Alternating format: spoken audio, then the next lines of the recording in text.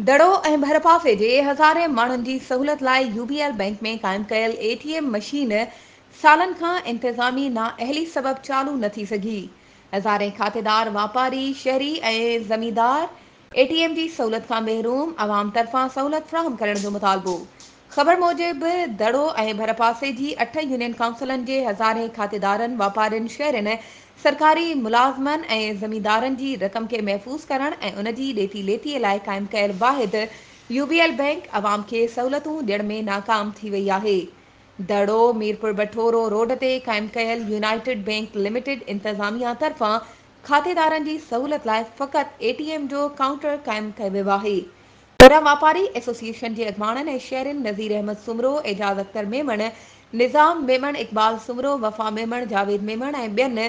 Daro UBL इंतिज़ामिया तरफ़ां शहरनि ऐं खातेदारनि खे एटीएम जी सहूलियत न ॾियण ख़िलाफ़ एहतजाज कंदे यूबीएल बैंक जे आला इंतिज़ामिया खां घुर कई आहे त दड़ो जे यूबीएल बैंक खे एटीएम जी सहूलियत ॾेई पैदा थियल बेचैनी ख़तमु कई वञे। वधीक ख़बरुनि ऐं अपडेट्स जे लाइ असांजे चैनल खे सब्सक्राइब कयो ऐं हा, बेल आइकन खे प्रेस करणु न विसारिजो त जीअं असांजी हर नई अचण वारी वीडियो तव्हां ताईं पहुचे।